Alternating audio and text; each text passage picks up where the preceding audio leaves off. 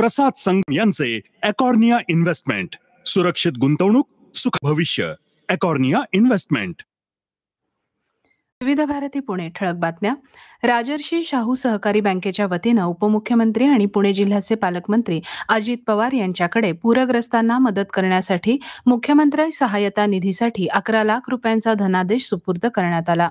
राज्यातील पूरग्रस्तांना मदत करण्याकरता विविध क्षेत्रातील व्यक्ती, सामाजिक संस्था पुढे येऊन सढळ हाताने मदत करत आहेत. पूरग्रस्तांना अधिकाधिक मदत करावी असं आवाहन अजित पवार यांनी यावेळी केलं.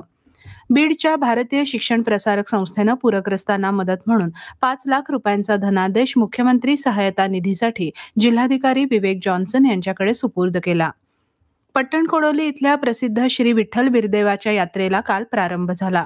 लाखो भाविकांच्या उपस्थितीत विठ्ठल बिरदेवाच्या नावानं चांगभलच्या जयघोषात, ढोल कैताळांच्या निनादात खोबरं लोक आणि भक्तिमय वातावरणात सुरू झालेली ही यात्रा चालणार आहे.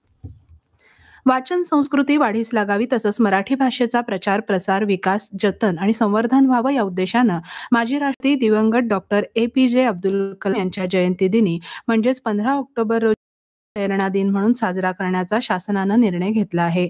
घेऊया एकच वसा, मराठीला बनवूया ज्ञानभाषा ही यावर्षीच्या उपक्रमाची मध्यवर्ती संकल्पना आहे.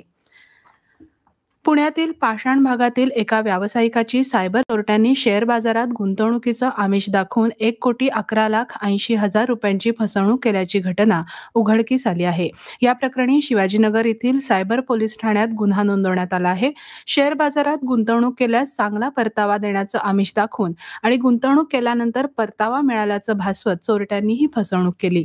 या होत्या आतापर्यंतच्या ठळक बातम्या. यानंतरच्या ठळक बातम्या सकाळी 10:58 उज्ज्वल आर्थिक भविष्याची अरेंजमेंट प्रसाद संगम यांचे एकॉर्निया